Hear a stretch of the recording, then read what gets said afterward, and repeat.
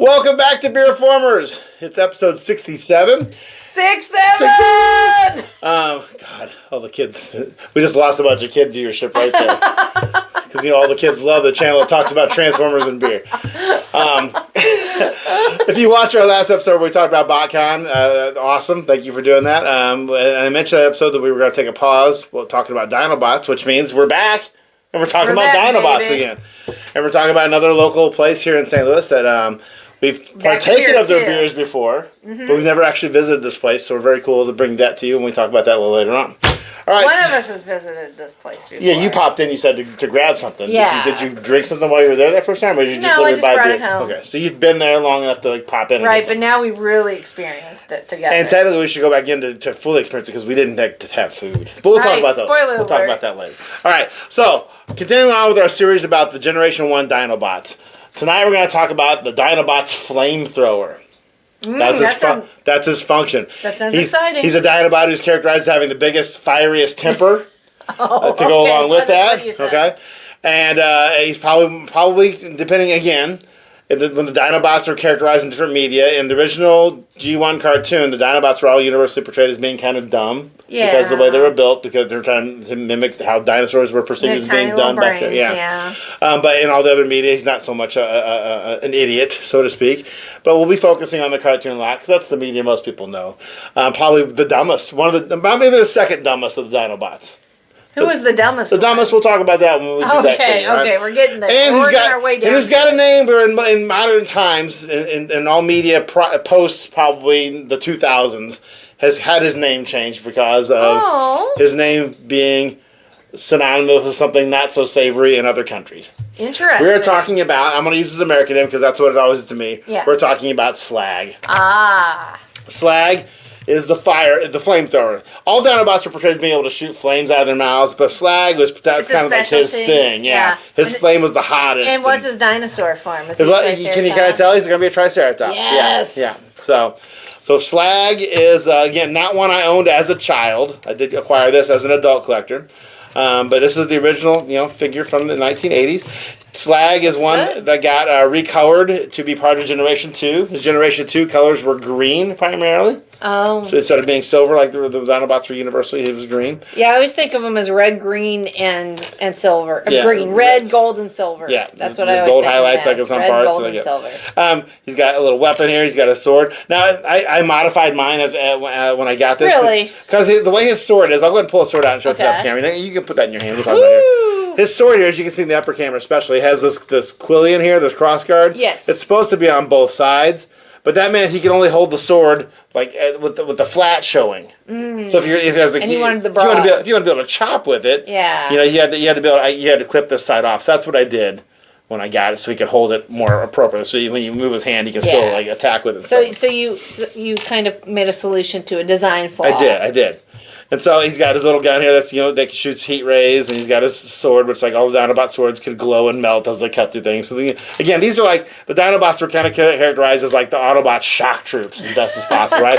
Closest thing good guys could have to shock troops. How did he shoot the flames? How did he throw them? When he was in Triceratops mode, he would open his mouth and shoot fire out of his mouth. Nice. And his fire was so hot that he could melt things into lava. Slag. That's his name, right?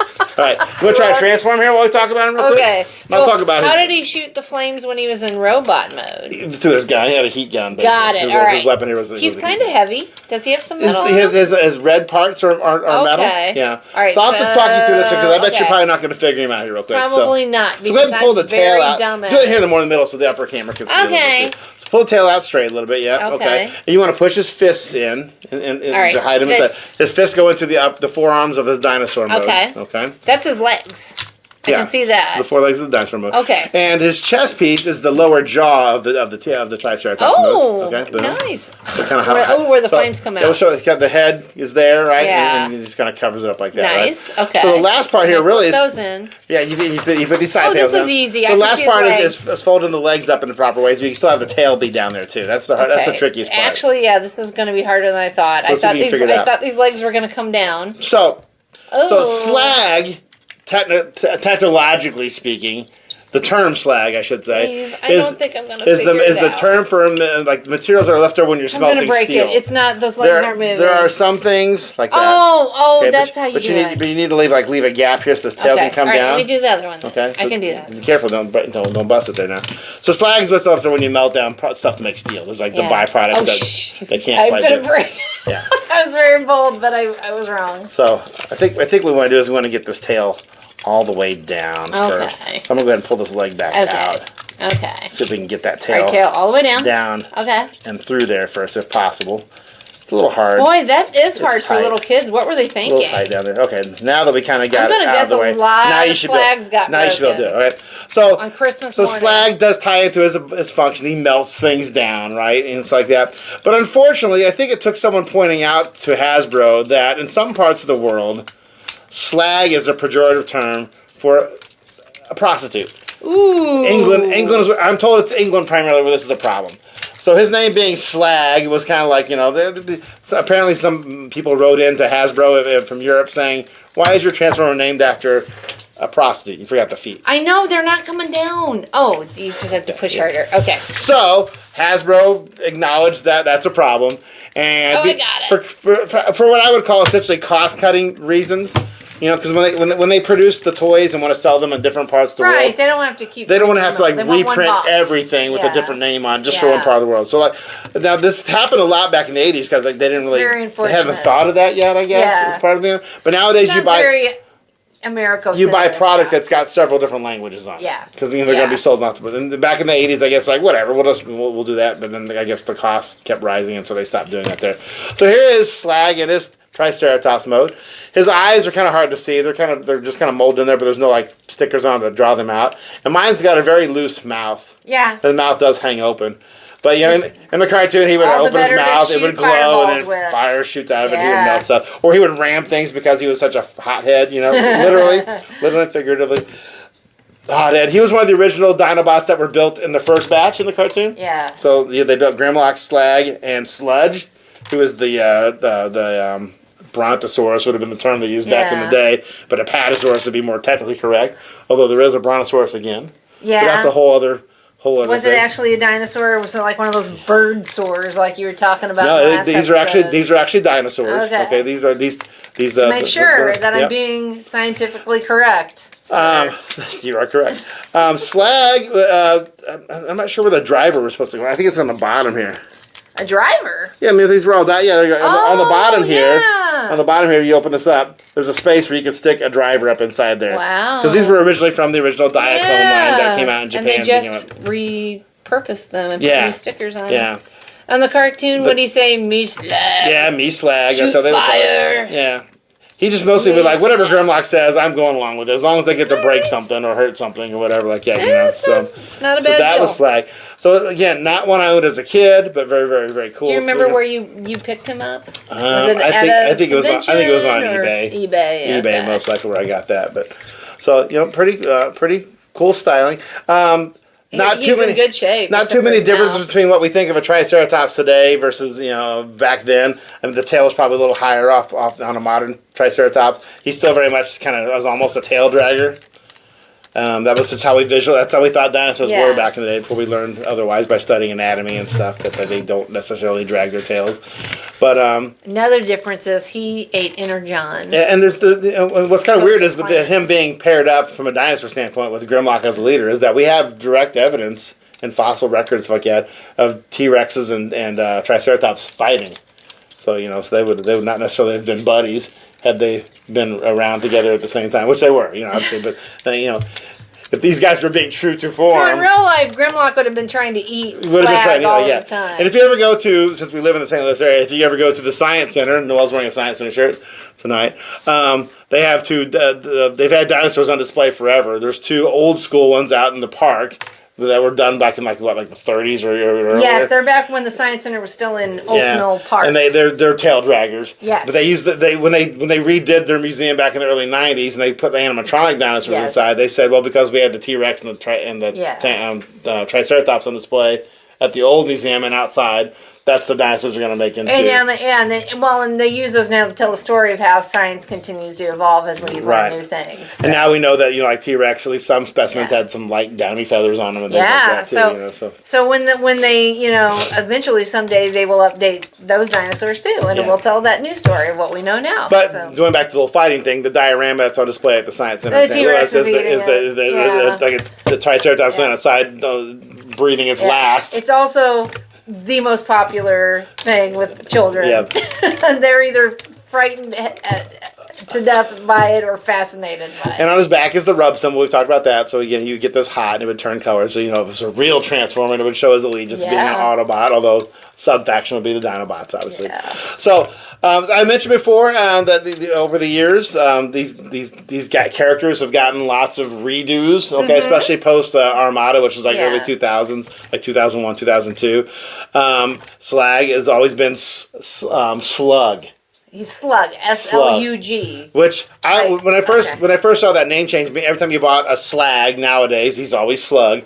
I was like, Slug. It's because he's slow. But I read about it, and they intended that it was going to be like a hit. I was thinking like a dummy bullet. Yeah. I don't know. Or like a snail without a shell is kind of what I was thinking, So it's still, it makes sense at that point because he's a heavy hitter. Yeah. But they wanted something that basically still had the same kind of like alliteration, Slag, Slug. But you won't buy this as Slag anymore because of the whole prostitution thing there in England. But and they only had to erase the top of the A. Yeah, he said to change one letter, really, so when he gets put out, he's always a Triceratops, and he's gotten many appearances over the years. In Generation 2 we alluded to. Yeah.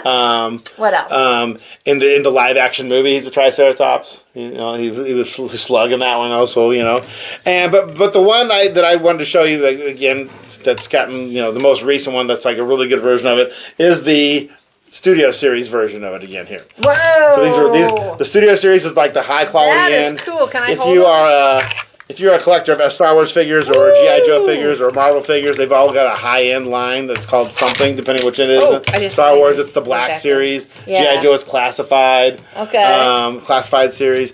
Transformers is called the Studio Series. And so these are all supposed to be kind of in scale with each other. So he's kind of big for a Studio Series figure because in the cartoon, you'll probably have seen pictures because I put it up there. The Dinobots sit in a tower over the regular Autobots. That makes sense. They built them big. If they're dinos. So I decided I don't normally buy a lot of the Studio Series ones, but I thought, I got to get all 5 Dinobots, So when we did Grimlock, I did buy the Masterpiece version of Grimlock, so I showed that one. It's basically the same figure, but a couple extra bells and whistles on the Masterpiece one. These guys have never got Masterpiece that I'm aware of. If I'm wrong, I'll fix that and fix it in post. But I did say, I'm going to get the rest of the Studio Series Dinobots because that'd be cool to have, all 5 of them. He seems like he's all plastic. Yeah, by the time, but he's still heavy because he's so big. So very highly articulated, very large. Yeah. He's got a red head versus the original one here. I'll show it up in the screen. It is black. Does he still have the mouth that chomps? It's something else on this one, I think. It comes from a different place. Okay. It's not his chest piece because the chest piece is actually molded in. Yeah, it's pretty solid in there. I have to transform him, and that's not really why we're here to talk about this one too much. But the reason he's got a red head is because that's how he was done in animation. I gotcha. For whatever reason, they did him with a red head as opposed to a black one. And I'm not read about this, but I'm gonna guess that again in the Japanese version it was probably red. And they had an early, Japanese Diaclone version of it when they animated it and said, okay, that's what it is. And meanwhile, the toy came out with a black head. But they just were not comparing notes. Got his sword and got his same flamethrower gun. What was weird about these Studio Series ones, though, is that you had to kind of collect some other toys to get these swords. Explain. Well, like the Slug, excuse me, because he was renamed, even though it was based on when he was Slag, did not come with this sword. There's a couple of them that didn't come with this sword. You would have to buy like another toy. It was a different version of Grimlock. Was that a gimmick on purpose? I think kind of was probably, because it was the Grimlock. It was a special edition Grimlock toy. I'll put it on the screen, a picture of it here. We're talking about Slag. He came in a box that was stylized after a major comic book appearance in the Marvel Comics, and he was done in a comic book more style as opposed to this is more like a cartoon style. And he came with a crown because Grimlock was famous in the comic book for wearing a crown because he was the leader of the Autobots temporarily. Anyway, that version of it came with the other swords that didn't come with some of the other ones. Interesting. Yeah. And so you had to buy that. So I had to get that. You have that one. So I have that somewhere, just so he can be complete with his sword. That was true for Slug, and Swoop. Okay. I think, but for sure Slag, and for sure Sludge. Okay. They didn't come with their swords when you bought them as the Studio Series 3. But, so yeah, I have this one as an example of a really cool, modern, update version of this, more articulated. And but yeah, so anytime they do the Dinobots, and there's also the version of this, which I've talked about before, where he did the combiner version, where you can come together to form Volcanicus. So that is Slag/Slug, depending what part of the world you're talking about. One of the Dinobots. And where did you get those? Did you have to order these new ones from Hasbro? These I bought them from Hasbro. Pretty much anything brand new. Like if you watch my sips, please watch my sips. If you see something that's brand new that I just bought recently, I'm pretty much buying straight from Hasbro Pulse. It's hard to find stuff in the toy shelves nowadays. Yeah, although you always try. I always do. Every time I go to Walmart, I always look. You know, we always. And if I get lucky, I'm like, ooh, it's exciting. You know, it is pretty exciting. But that is again one of the Dinobots, one of the original ones.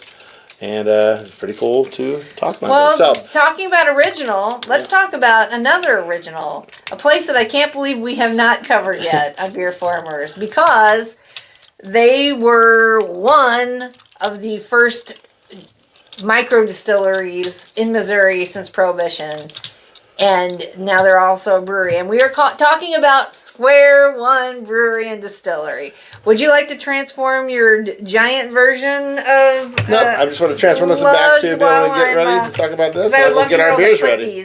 But I'm going to tell you a little bit about Square One. So we've had their beers like beer festivals. Yes, and stuff, so this has been our history with Square One. Yeah, they've always been at local beer festivals, so we've tasted their beer and it's wonderful.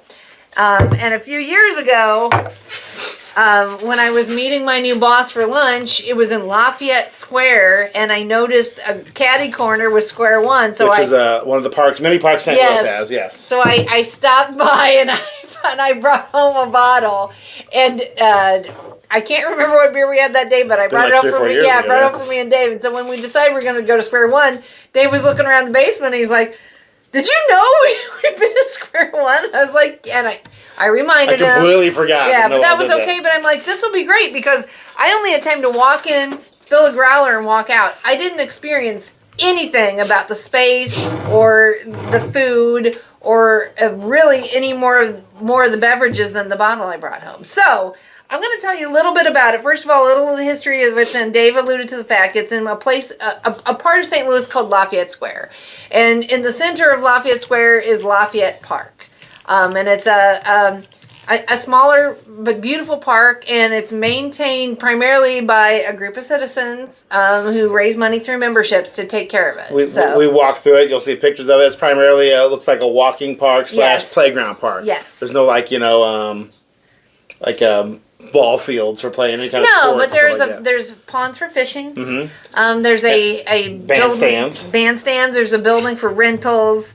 And it was just a lovely little space. I'd never been there before. I had no idea Lafayette Park was there. And it's so interesting when you're walking around in it and you look down streets, you realize how close you are to like the heart of the city. Like we could see the Nestle Purina's headquarters and Highway 64 just looking down streets. But yeah, we were in this little oasis. And Busch Stadium kind of in the distance a little bit too. Yeah. But Lafayette Square is right there in the corner. I'm sorry, Square One Brewery is right there on the corner, right when we came into Lafayette Square. I'm going to tell you a little bit about it.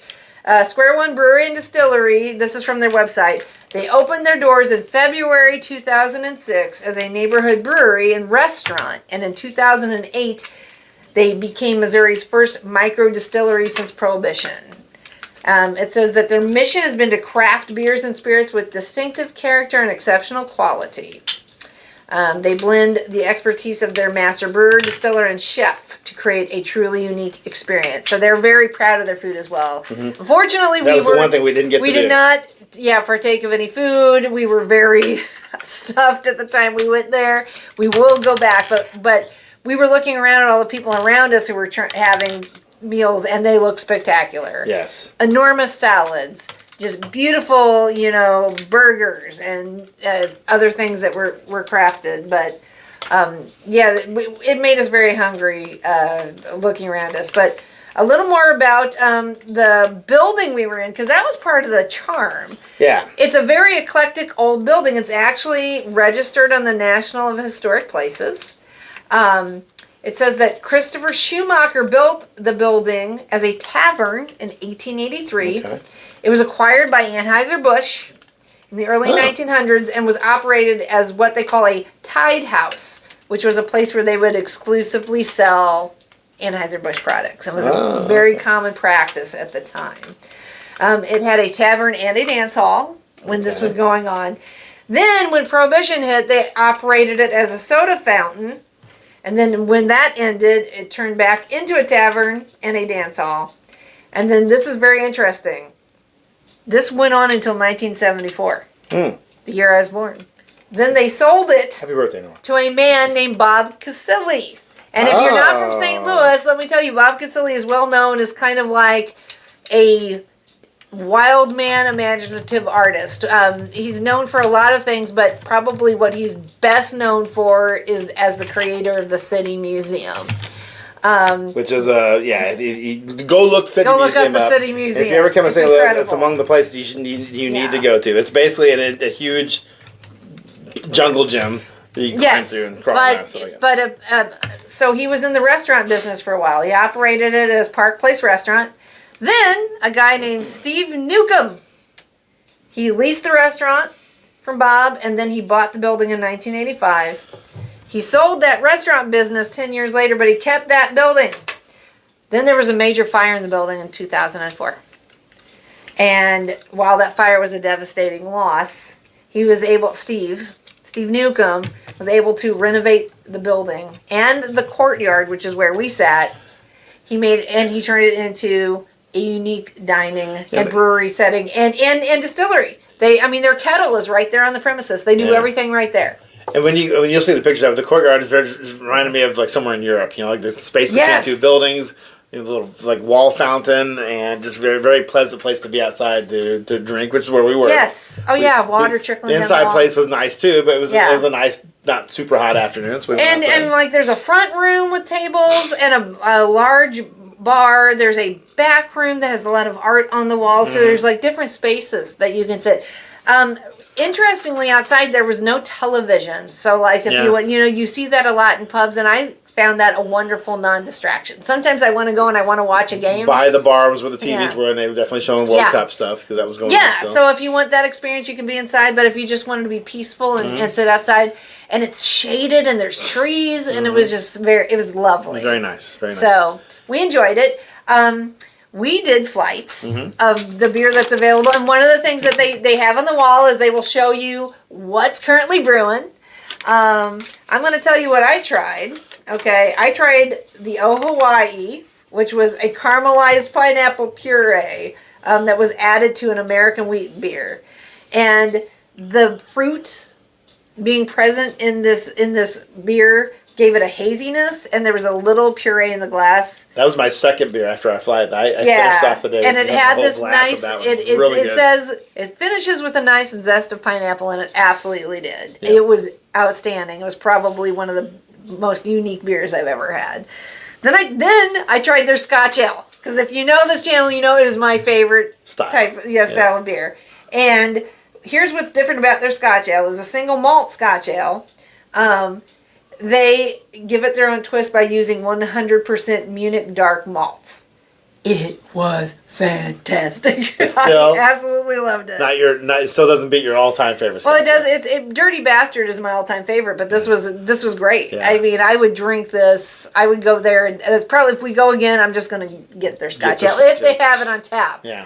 Then I tried their West Coast IPA, and I will say it was fine. It was not the best I've had. I mean, I felt like it was just an average. Then there's Spring Goat, which was see if it's on here. Oh yeah, right here. It was a Maybach, and that was good. It was nice. It was very well balanced. Yeah. It's a strong lager, and with very well balanced hops. So that's what I had. Dave, what did you? I had the Bavarian. Yes, and the which was a Weizen. Just a Weizen, I should say. Yeah, and I had a La Mustachio. Yeah. Which was what? I forget what they were now. Okay, well, I just want to say a little more about the Bavarian Weizen. Yeah, it says it was an unfiltered. wheat beer based on a recipe given to our brewmaster on the back of a coaster in the Stuttgarter Hofbrau. Okay. It says, other than St. Louis water, all of the other ingredients are sourced from southern Germany, including the yeast, which produces a distinctive banana fruitiness and clove spiciness. And what was the next one? I didn't taste the banana too much in it because it wasn't like, Belgian-ish like that, but it was good. It was just kind of remind you of a good German beer, Okay, La Mustachio. This was interesting. It was a lemon lavender tart ale. Mm-hmm. And it was kind of it was not a sour. No. So it wasn't super sour like that. It kind of reminded me of just drinking like lemon soda. Yeah, and I thought this would be perfect to drink with a very savory food. Very refreshing. Very, very good. Yeah. I really enjoyed that one a lot. I think it was one of the ones I saved for the end. Yes. Usually when I get a flight, I'll taste them all. We'll share what's those taste like. And then usually I'll drink toward my favorite. Yeah. So I'll start with my least favorite and go with that. So those are the ones I saved for the end. Then I had the Midwest. Okay, and their Midwest was it was just an American style pale lager. So just a lager, yeah. I remember being just kind of like a beer. It was just a beer, but it was good. Classic caramely. It was just nothing fancy or like whatever. It was like your Golden Oat at Old Bakery. It's just your standard. Good beer. Yeah. But it wasn't anything like hints of this or hints of that. It was just a good lager. Yeah. Well, then I had their stout, the Nitro Stout. Oh, this was great. That was definitely one. Nitro Irish Stout. That was one I saved for absolute last. I think I drank the Mustachio was second to last. Stout was last.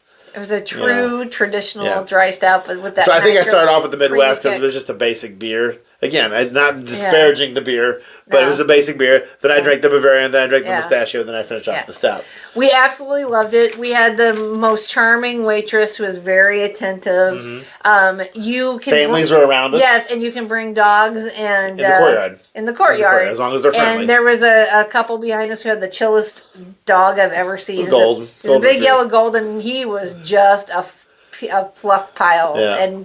And there's somebody brought looked like a little Shih Tzu type dog, and it was a little yappy at first. It calmed down, but it was very concerned about the big dog, and the big dog didn't do a thing. Was curious about the little dog, but it wasn't anything. No. But it was cute. It was fun. Yeah.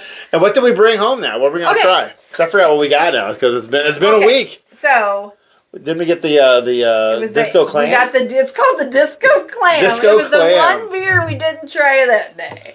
It's an amber red ale. Oh yeah, there it is. There's that pour. You can tell. It's hop forward. It has caramel, toasty, medium bodied, and it has aromatic hops. That's how it's described. So we got. Oh yeah. As you can tell, we got a growler. They don't can or bottle. They don't. So you got two different size growlers. You got this size and like the full size growler. Giant size. Yeah. So you got that. So if you don't know about growlers, you need to drink them fairly quickly because they don't seal them very super well. But before we drink that, I'm going to tell you real quick about the other thing they have. Because after our flight, I had a full glass of the pineapple one. You had what? Okay, so I had a bourbon. So the other thing is, you heard me talk about how they're very proud that they are, with the first micro distillery in Missouri since Prohibition. So they distill whiskey, gin, agave products, rum, and vodkas. So I didn't go into the other spirits, but I was really excited because I started making these connections.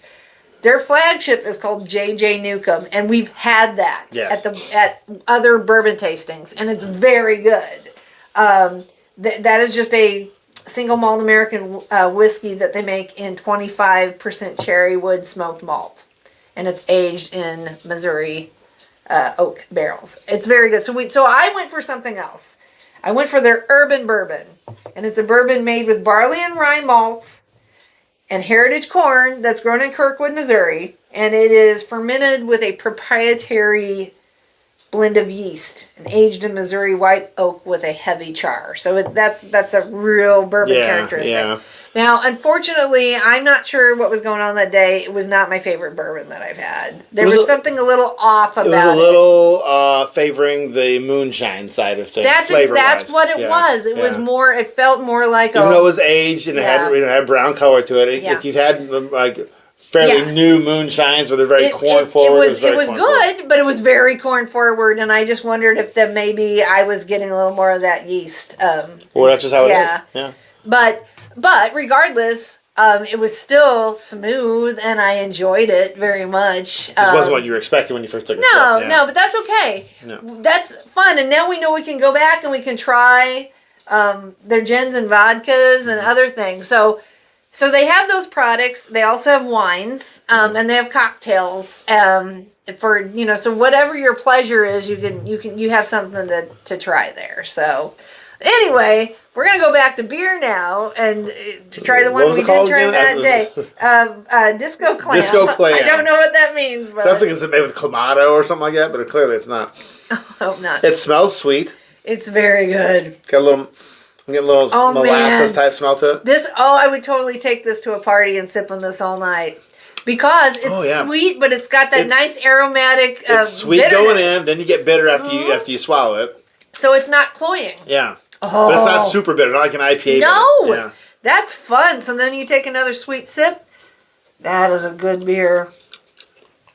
Yeah, I like this. I mean, it's really good. Well, I mean, your basic, for me, a basic amber beers, Amber Bock from Anheuser-Busch. Yeah, this is better. This is much better. This is way better. Oh yeah, we need to think about this, for St. Patrick's Day in the future. Yeah, that's good. I should run over to Square One on my way home from work and grab a growler. This is very good. Yeah, I like this one. Yeah. But we'll definitely go back. This is kind of a hybrid. This one would be good with food, but it's also good to drink by itself too. Totally. Yeah. And that's the way I felt about the lemon lavender beer that you had. Yeah. I mean, what an interesting idea. That one would have been definitely better with something. Because it was. In fact, I desperately would like to have that with some kind of Asian infused flavors. It was a much more similar to a soda in flavor overall than a beer. If you just hand someone to drink this, they might not necessarily know it was a beer after that. So that's why I think that would have been definitely better with food. Yeah. This one can go either way. That's really good. No, this is good. Like I said, I could just take this to a party and just sip on that all night. Yeah, cool. That's very good. So awesome! Thank you for Square One. Square One. Yeah, thanks. We had a great time there, and Lafayette, we'll definitely be back. And Lafayette Park is beautiful. Yeah, we walked around there, so at least see some pictures of that too. We definitely want to go back and have the food. Oh my God! We went after having lunch, so we weren't hungry. But I saw the food, and I'm like, oh, that looks pretty good. That's all the food menu. You'll see You'll have seen the pictures. And of the then food can I tell one more story about what we did afterwards? Yeah. So this is just, I don't know why I find this funny, but on our way home, we were actually less than 2 miles away from Four Hands Brewery, which we've done before. And Dave remembered that there's probably a new Voltron collaboration. And he looked it up and we realized we'd sadly missed 9 and 10 somehow. But he's like, 11 just came out. Let's go. So we went down there. We walk in and we got our 4-pack and we're like, shouldn't we have a beer over here? And we're like, okay, let's do it. Let's have one more beer. We get our beers and we go sit down and Dave proceeds to knock his beer completely over. Yeah. All over the table. It's the second time he's done that. I got it caught on there was like a little triangle thing that wasn't the menu, but it was like other things. I mean, like it's pouring down like a waterfall. And they were nice enough to give me a fresh one. They didn't make me pay for another one, so thank you, Four Hands. And then we made friends with the dad behind us, who I think felt bad for Dave. But then we were talking about Star Wars and stuff. He eavesdropped and popped in, and we had a good conversation. It was fun. So awesome. And it was a peach beer, and you really liked it. Yeah, it was really good. It was really nice. They gave you another one, but you're my beer spiller. Yeah. And so Square One, thumbs up. He didn't spill his beer there. Definitely a place we'll go back again because we definitely want to have that food and try some other different beers. Absolutely. Do we know how often do they rotate new beers in? I don't know, but I do know from seeing their chalkboard that they're very clear about what they're brewing and how long it's been brewing, and so you can get to see what's coming up. Learn a little bit while you're there too. Yeah. Very cool. All right, so as we're getting ready to wind down this episode, once again, thank you for stopping by. This is YouTube, so make sure you hit all those buttons: like, subscribe, share, comment. Yeah, let us know. What do you think? Yeah, if you'd like to know more about Slag/Slug, best place to go is tfwiki.net. And the other person I like to name drop whenever it applies is Chris McFeely has a channel on YouTube called The Basics On. The channel's called Chris McFeely, but he's got a series called The Basics On. He definitely has one on all the Dinobots, so check out his episode about Slag/Slug. He goes in a much deeper dive into all the different versions of the character over the years, whereas I'm just focusing on this one particular toy here that came out back in 1985. Wow. Can you believe that? So check those channels out. I wasn't even born yet. Oh my! In '85? Come on. Your nose is going to shoot through the camera and destroy it here in a second. I lost my train of thought. I'm sorry. Wow, there's a whopper there. Waiting for the lightning to strike. If you'd like to know more about any other Transformer that we haven't ever done on the channel, drop us a line in those comments. We'll be happy to put in the rotation. Yeah, and if there is any other kind of beer or spirit or brewery or distillery that you'd like us to try, just give us a shout out down there in the comments and we'll try to make it happen. And so, as we truly wind down this 67th episode, as we say here on BeerFormers all the time, please play responsibly and please drink responsibly. And once again, thank you for coming here and checking us out again on BeerFormers. More than meets the eye. Cheers! Cheers.